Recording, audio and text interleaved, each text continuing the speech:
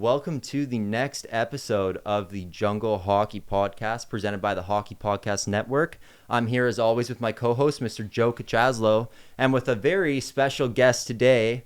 We have with us Jeremy Longpre. He is the owner of the Fitness Lab in Mission, owner of Up North Athletics, and the host of the North Star Podcast. Jeremy, how are you? I'm good. How are you guys? That was dope intro there. You guys are pros at that. Mine's pretty simple, man. Mine's like, hey, welcome to episode 24 of the North Star Podcast. There we go. That's my intro right there. Well, usually we got like stats to read off from the guy, like his playing career and stuff like that. You guys, I don't really have many stats, man, but I got some baseball stats, but that's pretty much it.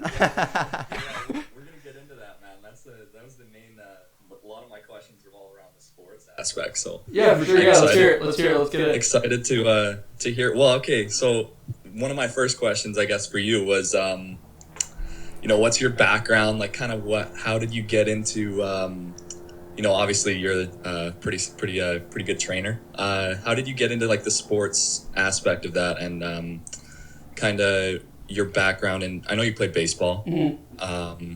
Your background in sports and like what it's done for you to shape your career now. I think the biggest thing with the sport atmosphere for me was like being able to have the opportunity to play the sport and understand what it takes to also play at a high level. I think a lot of times, and I'm not saying that trainers that have never experienced that don't have the experience to be able to understand that, but like when you go through it and you have to train every single day and you're going to practices and you're playing games and you're like, you know what it feels like for the other guy that you're helping. So like when I'm helping an athlete, I know what they're going through. I understand what they're going through. It doesn't matter if you're playing hockey, baseball, basketball, whatever. Like you're going through a sport at the end of the day, and you're going to have to practice it and you have to get better at it. So I think for me, having that background really helps because I can relate to the athlete a little bit better too.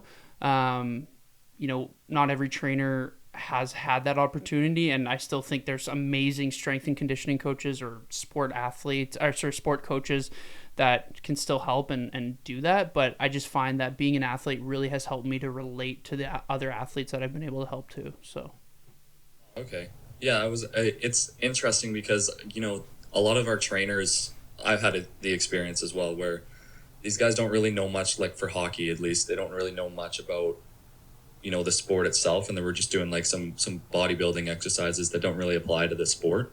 So it's interesting to hear that you can like kind of shape workouts around based on like kind of what sports like the athletes plan. So I really like that, especially what you guys are doing at the fitness lab there. Yeah, it's like I think the biggest thing, man, at the end of the day is like it's not like we're doing also anything like that's not out there, right? I just think it's just more of the practice of being able to understand when someone comes in and they have a very specific goal. You're going to have to treat them a little bit different than if it's just an everyday kind of person going in, right? So it's like when you had said, you're doing bodybuilding kind of exercises, strength training. It's not that per se, quote unquote, that's going to be bad. Like I would say a trained athlete is better than an untrained athlete when you're doing your exercises, but there's a way also to you can approach it where you can have an athlete come in and be able to train them a little bit differently so that they're going to be better at their sport. But I always say, and I've heard this from many coaches too, it's like really the best way to get like the best thing you can do to be better at your sport is just practice your sport. So like being on ice, shooting, doing all these things, like that's going to make you a better individual at your sport. But the strength training and all those other things are going to help you be able to become a little bit faster, a little bit stronger, and that's going to kind of improve your game as well. So I agree with you. Yeah, okay, well, I just kind of want to ask a little bit more about your baseball career itself. Like, was baseball the only sport you played, or how far did you go with it? What was just your whole kind of career playing experience like? So, for me and baseball, since probably I was, I played baseball for a long time. I think 15 years I played. Yeah. I want to say. So, like, baseball is a little bit similar, like, to hockey where, you have, I don't know what it's called nowadays, but, like, when I was growing up, it was, like, Pee-wee, Bantam, all that. Now it's, like, 15U. They don't even use all these names anymore. Yeah. So, when I was probably in about, I want to say, like, grade 7, grade 6 is when I started playing, like, you would say rep. So like whatever you play, rep hockey, rep baseball, right? So those few years like really led up to when I played for the Abbotsford Cardinals, which are, I would say, like it's the highest you can play in Canada pretty much, or in BC when it comes to baseball, like the highest league you can play. PBL? Yeah, PBL. Yeah. And then from there, I also at the same time was doing Yale Baseball Academy while playing with the Cardinals. Okay. So like I would like practice at school and then I would go have a practice with the Cardinals. So like I was doubling up. But like that's the thing, like I don't think a lot of people understand that over that many periods of time, like it puts a lot on your body. Like when you have to do 4 or 5 hour practices plus a workout plus this, like it puts a lot on your body. I had a lot of injuries after, like at the end, kind of in grade 11 and 12, which really sucked. And then I ended up playing 2 years of college. My first year of college, a week before season, I tore my meniscus. So I missed that whole season. I was supposed to be a starter as a freshman, playing What position were you? outfield. Outfield. Okay. Yeah. So, and the thing with baseball, and like I guess is similar to hockey, is like once you kind of master a position, you stay at that position. It's not like you're going back from forward to defense and all that stuff, right? You're not gonna go play goalie one game and just like hope for the best. So. Baseball a little bit, you can be more like what you call a utility guy, so you can kind of play like a little bit of everything, right? You can play a little bit infield, a little bit outfield. Like you're not the best at those, but you're good at them, so you can do it. So yeah, when it came to that, like that's my career of how far I went. Obviously the goal was always to play in the MLB. Like most guys are playing hockey, most guys that are an athlete, like that's your end goal at the end of the day. But and not to discourage anyone, but it's hard to get there. It's not. That's why it's not everyone does, right? So. Did you have any buddies that made the jump, or? Yeah, I have. I actually have a buddy. It's funny. I'm gonna do a podcast in a couple weeks with a guy that I played. His name's Carter Lowen. He got drafted by the San Diego Padres. So Oh wow, nice. He's playing. I think he was playing Double-A this year. But like that's the thing with baseball. So like. If I say this and I'm wrong, just let me know. HL, that's like the league right before you go to NHL, correct? Yeah. Right? Like AAA, right? Yeah, so for baseball, it goes low A, high A, double A, triple A, then the MLB. Yeah. So it's like, due to like a lot of guys will get drafted, they'll play like low A, and they're quote unquote still drafted, but they're still 4 leagues away until making like the show. And I'm just like, it's crazy, man. Baseball is like nuts, and you have like 50 guys on a team. Yeah. So it's just it's cool. It's cool how all these different sports all play kind of its part, but they pretty much have the same goal at the end of the day. So yeah, I think baseball is definitely one of the hardest sports to climb the ladder and eventually make it up there. Dude, even then, it's a grind, man. Yeah. Well, it's just like you guys know Noah Juleson? Yeah. You guys heard the name, yeah, right? of course. I trained with him last summer. Okay, cool. I skated with him. Yeah, like I know like last year I'm pretty sure last year was his year where he played the most NHL games that he's ever played, but like he was again, like I know that he had a few injuries and stuff like that, but like same thing, he just going up and down and that's really tough, man. You got to like really be like wanting that as your goal, and you really want to like I know he's had a few injuries too, so it's one of those things, like being an athlete. I think a lot of times, it looks cool when you're watching it on TV and you're like, oh man, it must be like you're getting paid millions of dollars, but it's like, dude, your careers are not usually that long, and second, like it takes a lot on your body, man. There's a lot of sacrifice you got to make. So no doubt. Some people don't even get that big contract, right? Like at the end of the day, sometimes it might not even be worth it.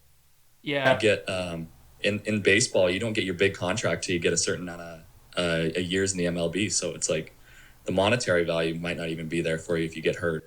Well, exactly, right? Like you tear whatever, and you tear like baseball is like not knee, but elbow, knees too actually. But like hockey, you would say what? Shoulders, concussions, probably. What else is pretty common injury? Hips.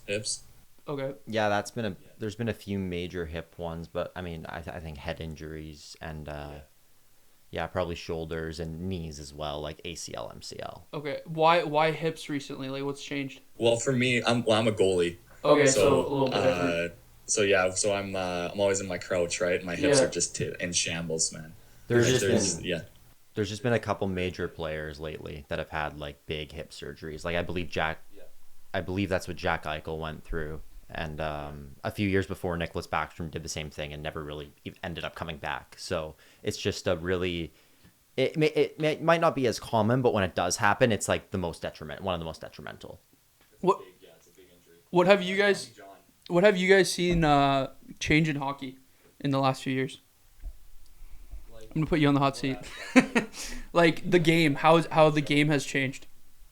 I think the amount of skill that's coming up through the league. Like I was watching I don't know, I was scrolling through Instagram, whatever. I was watching some highlights from like 10 years ago of like, or 20 years ago of like the shootout, because the shootout's been around for 20 years, Owen. Yeah. And I was watching this first shootout that happened, and I was like, oh my God, like the skill level that has exponentially grown in the game for the last 20 years is just ridiculous. Like you got guys pulling off crazy moves. Like the Michigan isn't even that big of a deal anymore because of how I know. Do you know what that is, Jeremy? No, I don't know.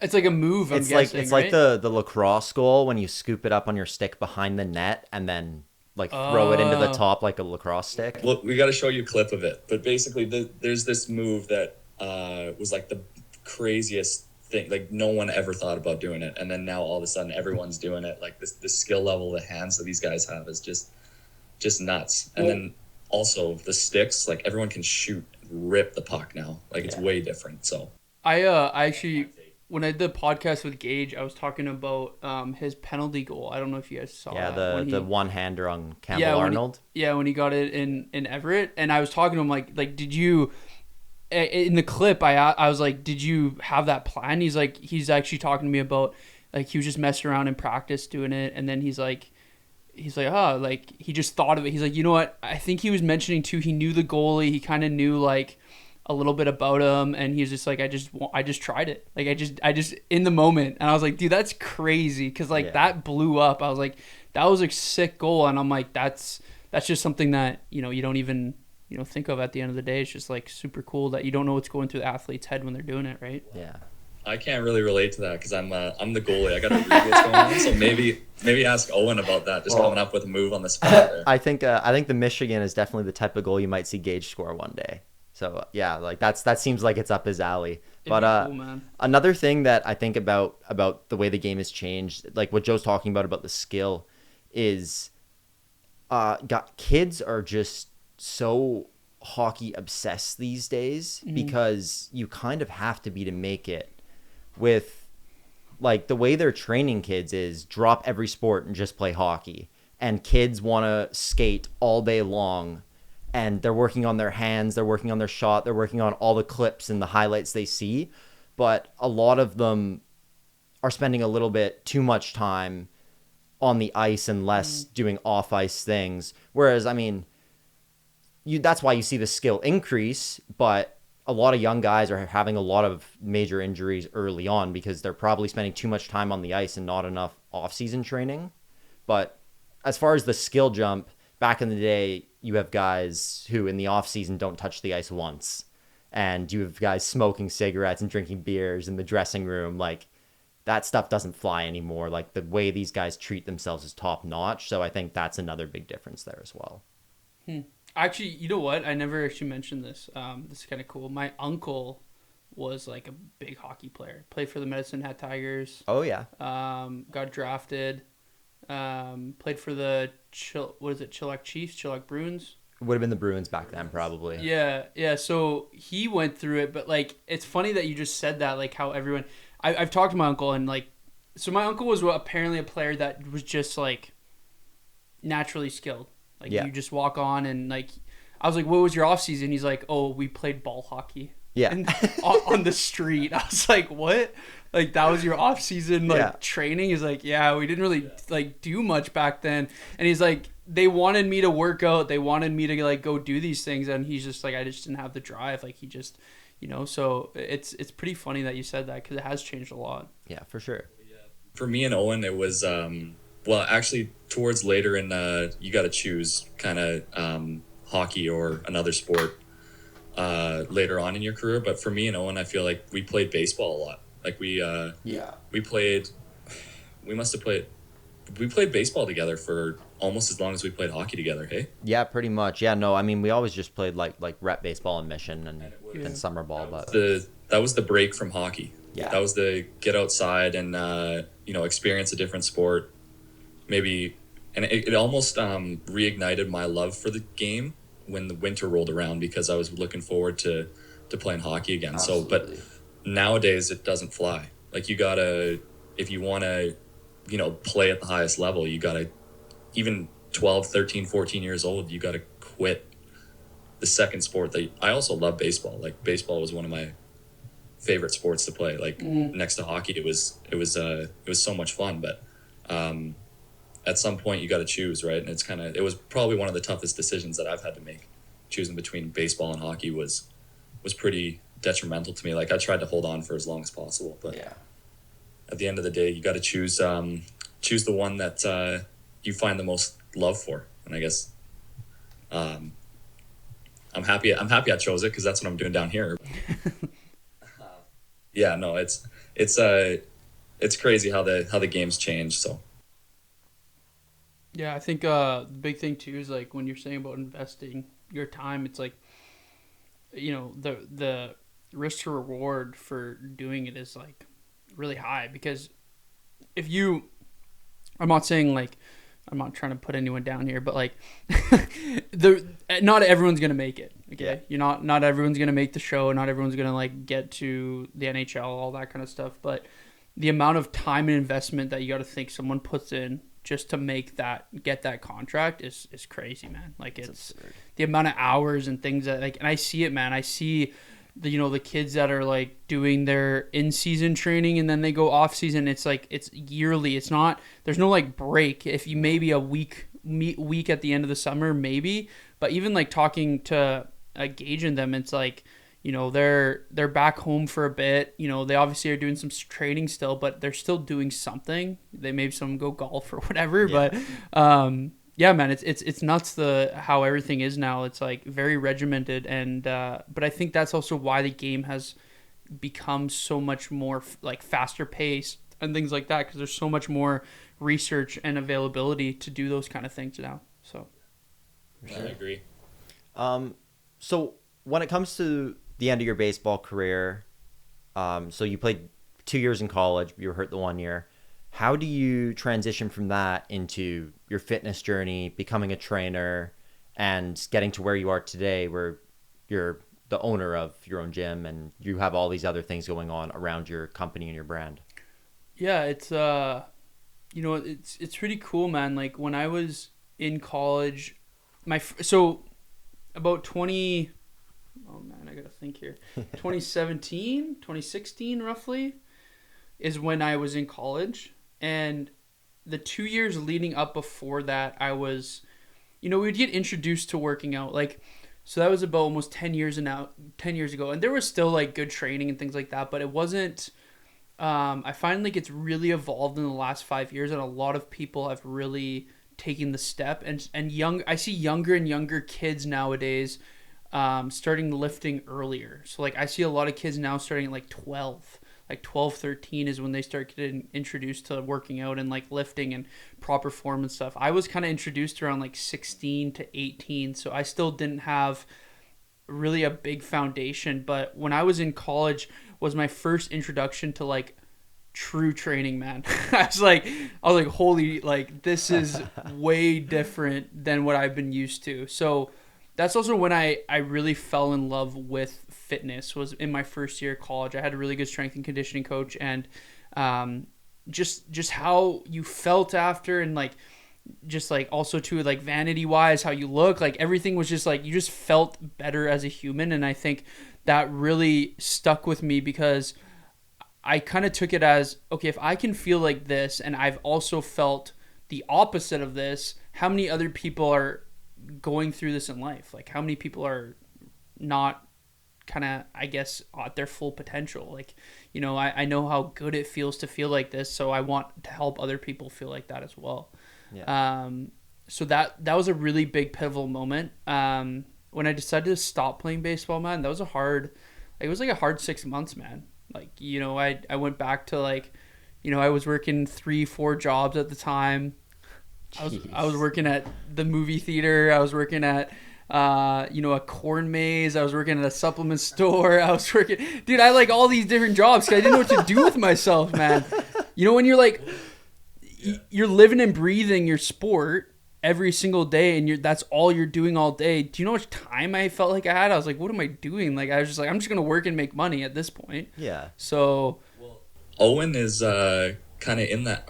You kind of feel that a little bit, Ellie? Because you're done. You finished playing hockey, obviously. You're 20, 21 now. Yeah. Like, do you feel like you're in that kind of zone right now? Or like, how's it going? I mean, a little bit. I think that I've done a good enough job at staying kind of connected with the game that I felt okay. Like, I mean, realistically, like, I'm not like dying inside wishing I was playing hockey right now. I'm pretty happy that I have some time for school and some time for other things. So I think I just had a pretty good transition, and I think honestly this has probably helped with that quite a bit too. But yeah. Yeah, kind of like a passion project. Yeah, I think for sure. I think like the big thing about it is and I think a lot of athletes go through this because, like I said, when you're doing it every single day and you're doing it for multiple hours and like all you're really doing is playing and then resting and then playing and then resting and eating and working out or whatever, when you switch that, you kind of have to almost find a new identity in a way, right? Because you kind of identify more as like, I'm an athlete, I play hockey, I play baseball, I do these things. So it's a really big shift and it's a really big mental thing. So yeah, for that period of time, I was trying to kind of like, what do I do? Like, I didn't like school, man. The only reason I went to college was because I wanted to play baseball. I didn't go there to really like. I had to do courses to be able to play. Yeah, of course. And yeah, man, the shift was, I was like, oh, like fitness is something I really like, and so I got my, I did my certification stuff like about 6 months after that, and was just like, let's do it and let's see what happens. So, yeah. Nice. Well, yeah, I'm lucky enough to play for another 4 years here, college hockey, but after that's over, like kind of dreading a little bit what it's going to be like without having that in my life. So I just thought I'd ask that. Yeah, no, I like that. That was good.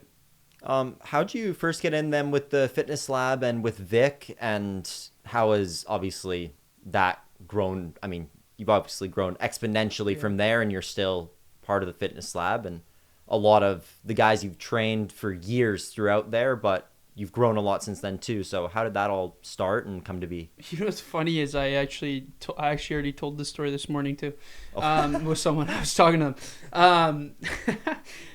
So I was so how it works with personal training and things like that is there's so many different avenues you can go with it. I could have done it online. I could have done it. I did it in person, but I decided to go in person just because I felt like I wanted more hands-on kind of stuff.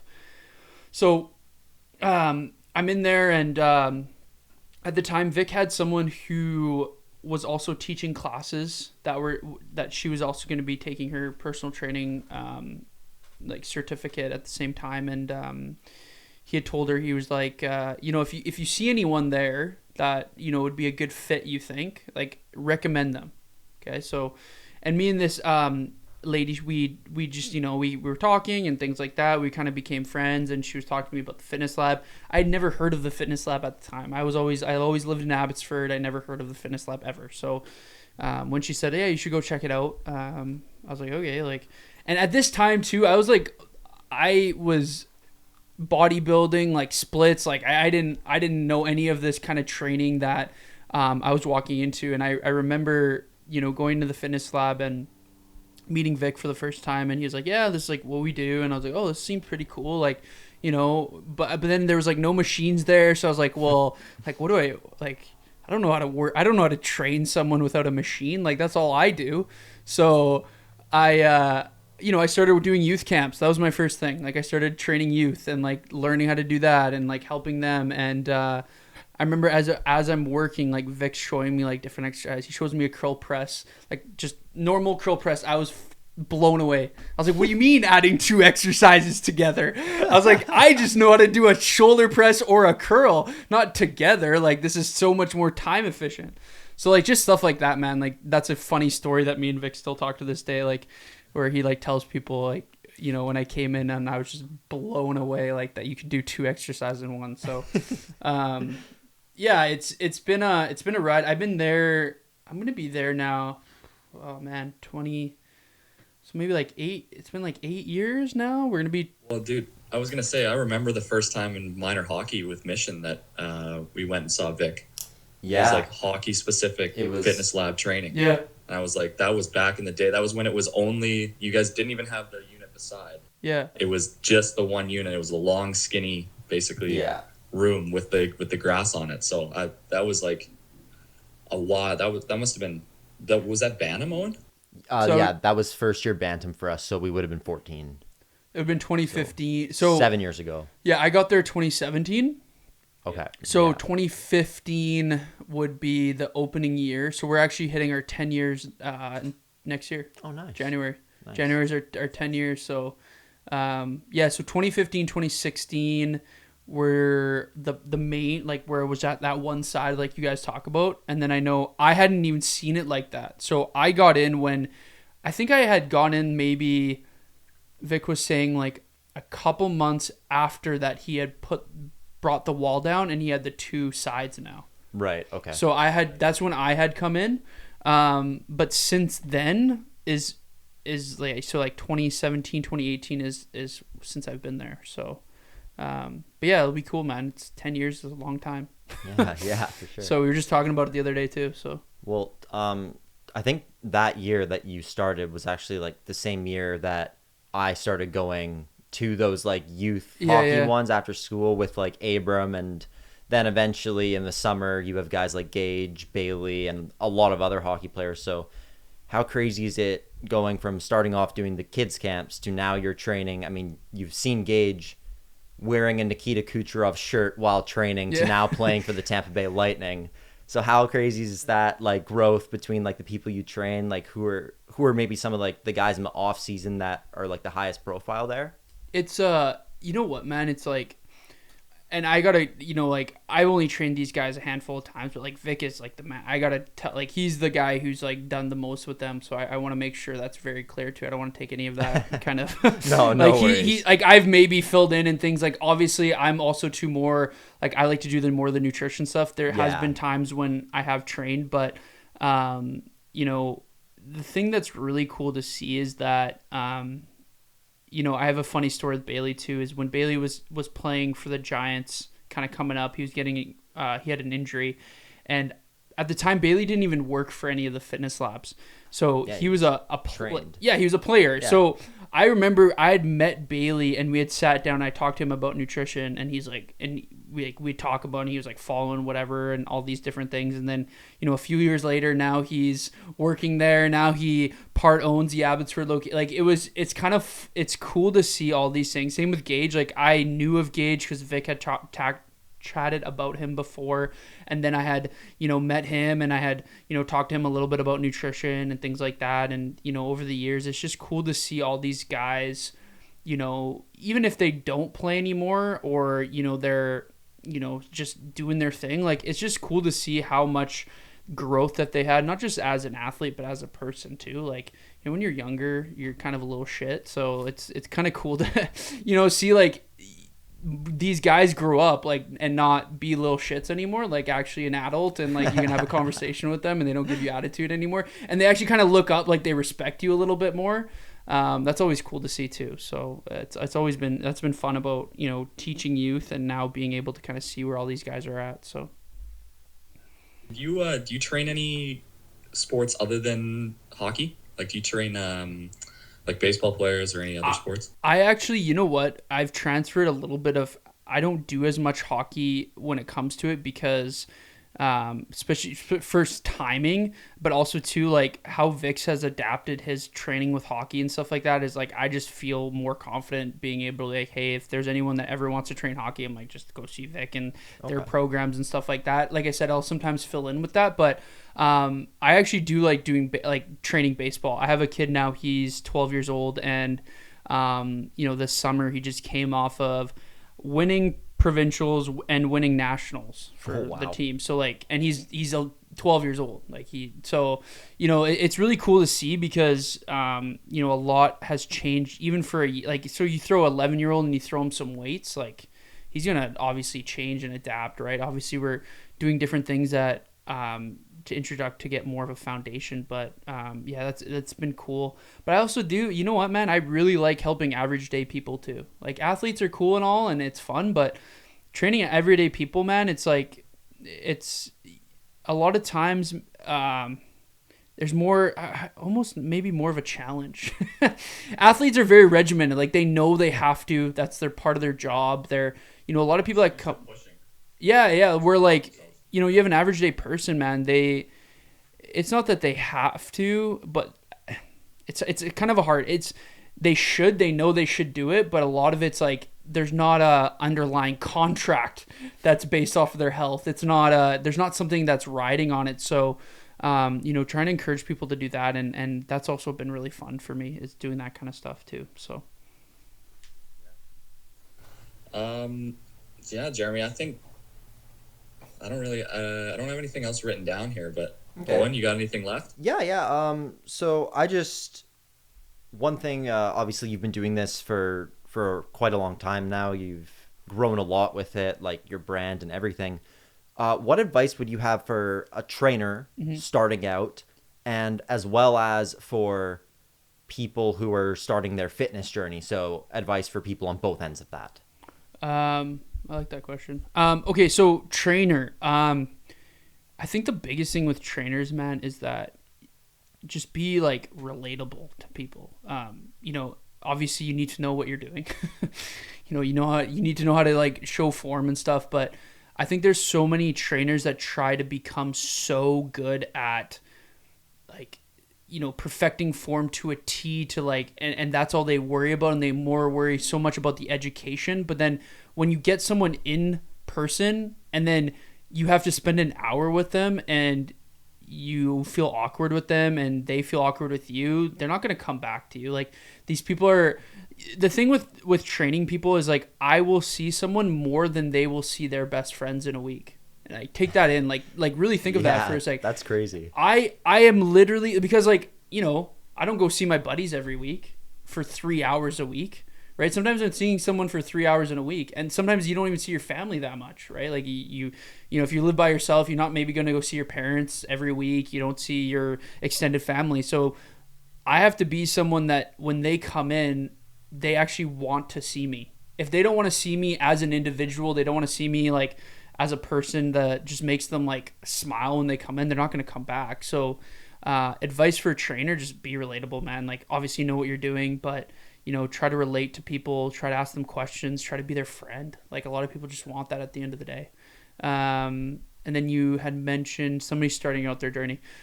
I think a lot of people too, when it comes to starting their journey, they like want to do everything right away. So it's like, do the exercise, do the diet, do this, like, it's just so much. It's like super overwhelming. It's like if you go from eating fast food and not moving at all and, not strength training at all and not doing anything to like trying to go to the other extreme, it's going to be too overwhelming for you. So I always try to like just implement things. So add things. So instead of taking away things, add something into your diet, add something into your routine. So if that's, adding a strength training workout, adding 5,000 more steps a day, adding more fruit, veggies, and protein in your day. So like taking that mindset instead of taking the mindset of let's try to eliminate everything out of our diet. Let's try to add some things to actually improve our day-to-day function. So little things add up, right? Yeah, 100%. Okay, and then, sorry. No, you go on. Okay. I was just gonna say the final thing I have here is, you've been saying over the past 5 years, there's been a lot of changes and trends. And then, so one thing I wanted to ask about is, I feel like especially in the fitness world, like you've said, there's been so many new like trends that have been like, especially like with to do with recovery, like ice baths, saunas, that type of thing. Not just that, but that's been, you know, one of the main ones. So how has that kind of changed maybe your training as well as the way you approach training other people? Yeah, no, I mean, before I ask this question, what's your guys' time right now? Do you guys have to go anywhere? I'm okay. Oh, no, I'm good. Yeah, I'm good. I'm gonna ask you guys a few questions after too. Yeah, cool, I'm gonna put you guys on the hot seat. No, that's all good, man. 100%. So, yeah, going to training modality. So, I think the biggest thing, man, in the last 5 years is, I think a lot of things are also being debunked, and a lot of people are kind of cutting out the BS. Like, there's still a lot of, don't get me wrong, there's still a lot that needs to be done and changed, and there's a lot of misinformation still, but I think there's a lot more people getting on the wagon of trying to reduce the misinformation, right? Okay, yeah. So when it comes to that, I think that's a really big shift. When it comes to like the cold plunges, the saunas, the things like that, I think a lot of it has a lot of hype at first. Don't get me wrong. I think these are very beneficial things, but you know, I think sometimes when we're sold something super quote unquote sexy. So what I mean by that is like, you know, you're not going to worry about the strength training or the nutrition or that, but, oh, I'm going to make sure I'm going to hit my cold plunge and my sauna, but whatever about the nutrition and the strength, because it's boring, right, man. Like it is at the end of the day. It's mundane, it's boring, and you just got to be consistent with it. And, you know, it's really easy to sell a really cool idea. And dude, it's really hard to sell to eat your fruits, veggies, and protein. Like that doesn't sound cool to do. Right. But like in all honesty, that's what you need to start with. And you need to start by doing some strength training. You need to start by going for walks. Like those are things that are gonna help you, but it's not something that's super like cool and trendy. So you know, and I think too, at the end of the day, it's trying to get to that point where you can like get out the fluff and you can see those other things, but also too, like if you have the means of income to do the other things and you have the time, like cool, try it out, see if it works for you, because you know it might not work for someone, it might work for someone else, right? So I was gonna say that's almost the effect of social media. Like you see these videos and people pushing these random supplements or whatever, but really it's just I feel like some of the people that break it down and make it super easy to understand are the most popular influencers, and they make it so the average person can, you know, cut some weight by going to a calorie deficit, or, you know, do simple things that just give simple advice. Whereas sometimes on social media you see, like, I don't know, some people doing a crazy cold plunge with like in like the middle of nowhere in the I swear there's this guy from Winnipeg that he did a cold plunge every single day, and he was outside. There's just piles of snow, and he's just sitting out there in a fucking cold tub. I'm like, I just see his videos have so many views, but yeah, it makes sense. I like the keeping it simple more so than overcomplicating things and making it easy for the average person to get after it. Yeah, and it, like at the end of the day, man, it really shows like what kind of person you are too, because if you're constantly always trying to sell a trend, are you really trying to help someone at the end of the day? I'm not saying that that's what somebody's not doing, but like you kind of have to see, like, if you see always someone trying to jump from one thing to the other and they're never being consistent with one thing, it's kind of like, are you actually, like, what's your message here? Like, what are you telling someone at the end of the day? So I think having, you know, something that you believe in is important, but I also too know that it's hard to sell the idea of, you know, those simple things. Like I know it because I live it. It's you know, I see it all the time. I see, you know, coaches selling the new next crazy diet that's gonna burn 100 pounds of fat off your body and melt you away in 1 month. Like I see that stuff and I'm like, okay, I know this isn't true, but to the average eye, when you see that, you're like, oh my gosh, like I can lose 100 pounds, like of body fat, and I'll be like feeling amazing, right? It's easier to sell than something like, hey, you know, it's gonna take you 6 months, and I need you to eat your fruits, veggies, and protein, and make sure you strength train for the next 6 months, and then you'll get to maybe like 20 or 30 pounds gone. Like to someone that's like, well, that sucks. Like that sounds boring. I'm like, well, yeah, that's what works. So, Yeah, fair enough. but yeah. Okay, my questions. I'm gonna hot do it. seat you guys. So I want to know why you guys started this podcast. I know you guys play hockey. Yeah. I understand that, but like, why this? Like, why a podcast? Why did you get into it? You want me to? It was Owen's idea, and Owen just texted me one day. He's like, "Hey, you want to start a podcast?" I'm like, "Sure, fuck it. It sounds like fun." Yeah. Like pretty much. That's pretty much the origin story of what. And then we I remember brainstorming for names and stuff. We were like talking about what we're gonna cover, and we were like talking about because they call the local junior league, like the junior B league that me and Owen played in, they call it the Jungle. So that's kind of the origin of the podcast name as well. Okay, cool. Yeah, but I think it was more so of like a passion project, like we touched on earlier. Yeah, I think it's just, I mean, for me, like I kind of mentioned earlier, a way for me to stay connected to the game. And I mean, it sounds silly, but like give back a bit. I mean, I played in that league for 5 years and nobody talks about it. Nobody covers it. Their own social media page doesn't even like post scores. Like, so, well, sorry, just for the one league, not all of them. But anyways, I just really think that those leagues have potential, and with some more exposure, there's a market for it, and a market that's not being fulfilled right now. So I just saw it as a way to cover like a bit more of a niche subject, as well as cover all the main hockey leagues and all that stuff, but something that we're passionate about and a lot of other people are passionate about but don't really have a lot of sources for. And I think it's cool for people to get to see interviews with junior players from all over the province and hopefully in the future all over the world. Mm-hmm. Are you guys gonna try to like? Have you guys had any NHL guys, like WHL guys? Like, what's kind of your? We're kind of working our way up to that. I feel like I have a couple connections, like a couple good connections. We're slowly. I think we've talked about getting some higher. Like, not that the guys that we've had on haven't been like amazing. Like, I feel like all of our interviews have gone like extremely well. Yeah. Mm-hmm. But yeah, if we have a couple connections with a couple pro guys, couple college like D1 athletes. But I feel like we need to.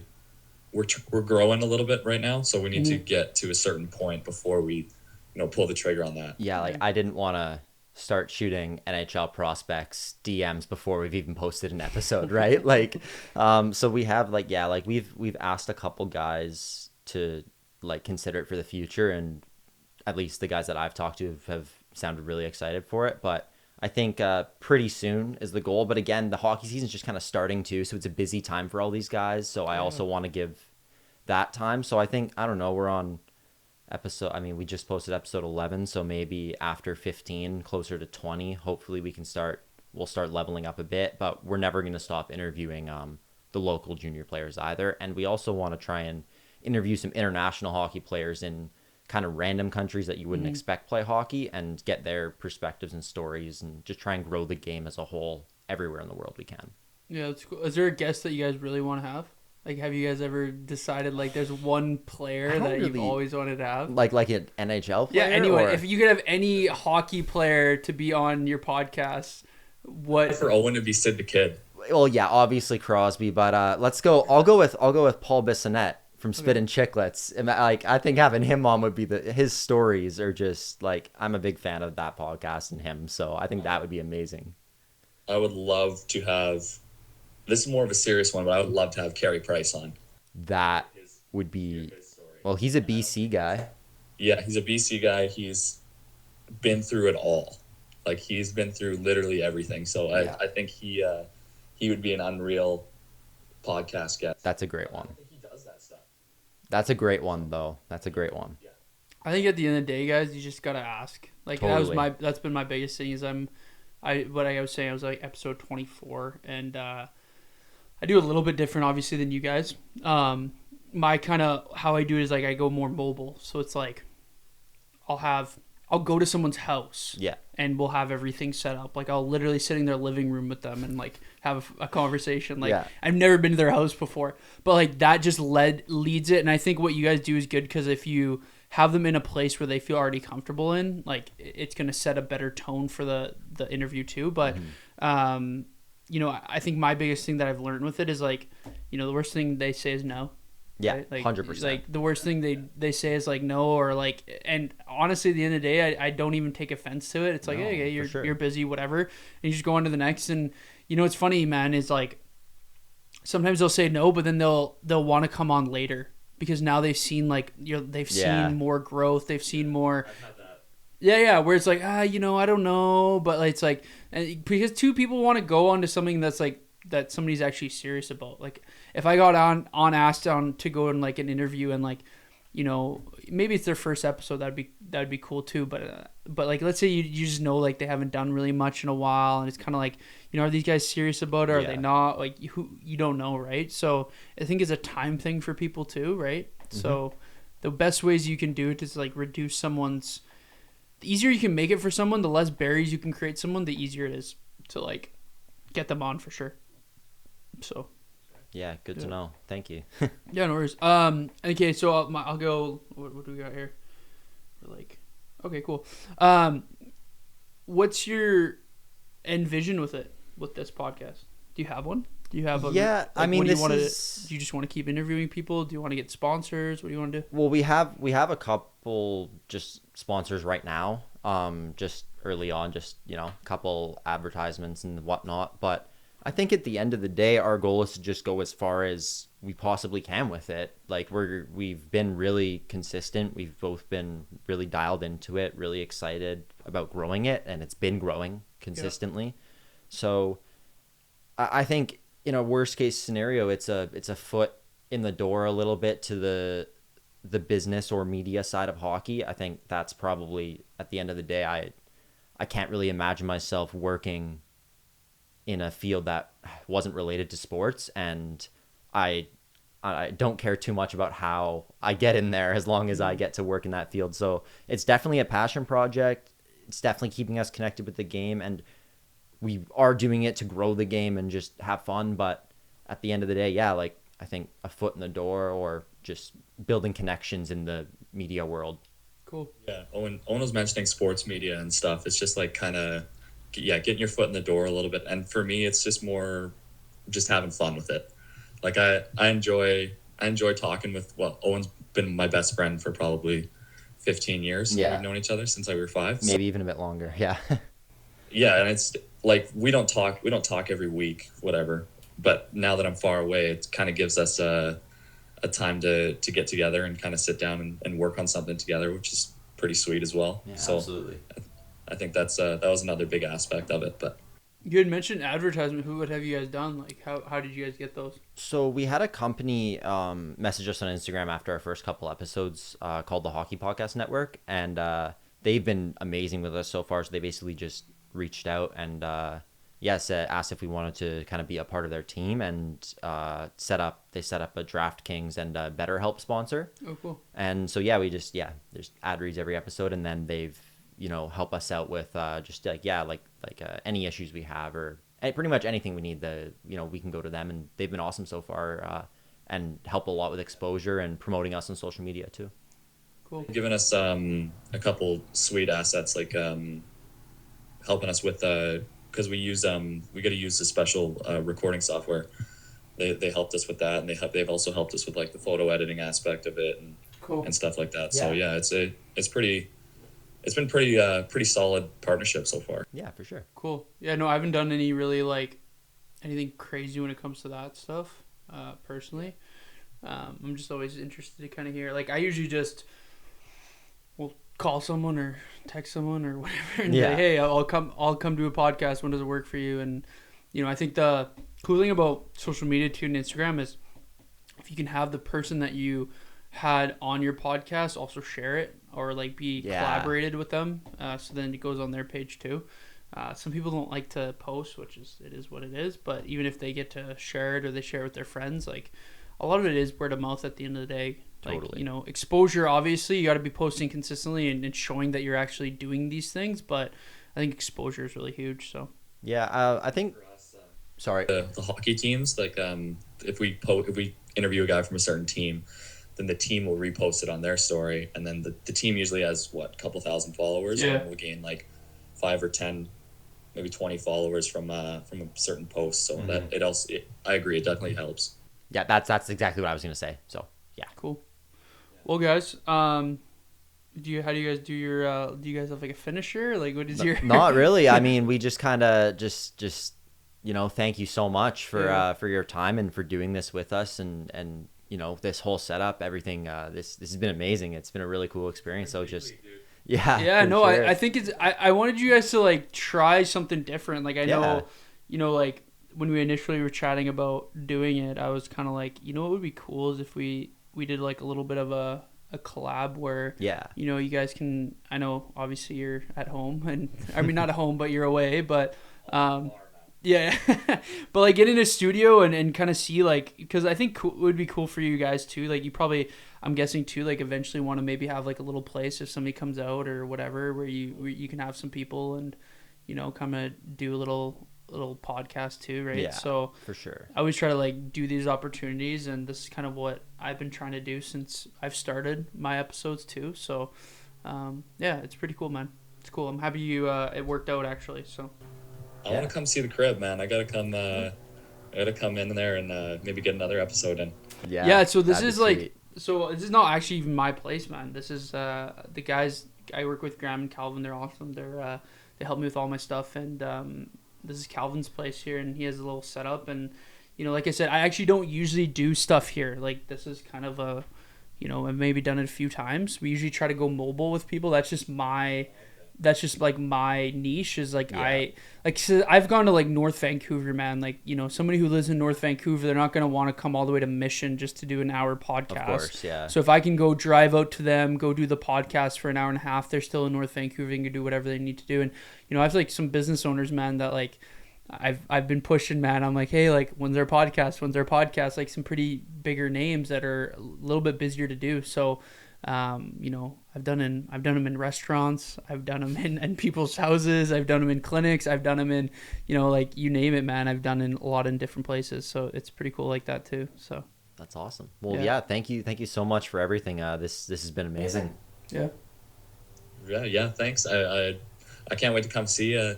Like you said, I can't wait to come see you, and maybe we'll link up again when I'm back in person, maybe. Yeah. When do you come back? December, I think my flight's on December 13th. And how long are you here for then? For about a month. Okay. Oh, okay. And then you go back to school? Or I mean, not back to school, but back to playing? Back for second semester. Yeah. In I think it's January 6th or something. Okay. Yeah. So I got a little bit of a chunk there. So we'll sort something out. Yeah, usually December too, and like winter, man, there's things kind of slow down for fitness too, and like I think everyone just slows down obviously with the holidays, right? So but yeah, hockey's in full swing, so it'll be a busy time for the podcast. Yeah, you guys are gonna have to, well, and because you guys are guys, then do guys come back home for the like for the holidays usually, or they're playing full season? It kind of depends on the level they're at, and the length of time they stay also depends on the level they're at or where they're playing. I think I got an 8-day break when I was in junior. Yeah. I think, I was back for about 8 days for Christmas, and like I had to leave on Boxing Day, like the day after. So some breaks are definitely shorter than others. Cool. Well, guys, I appreciate your guys' time too, and I'm glad this is actually my first collab podcast. Oh, sweet. Well, us too. So yeah. So this is like I've actually taken the idea once we chatted about it. I'm gonna try to set up another one too with someone else that I know too. So nice. Yeah, I think it's just like I think it's cool, man. Like if you can build each other's brands, like why not, right? Totally. At the end of the day, like it's not gonna hurt me doing it and helping out someone else, and your audience will see it, my audience will see it, everyone kind of benefits from it. So it's really cool. Yeah, that's good. Yeah.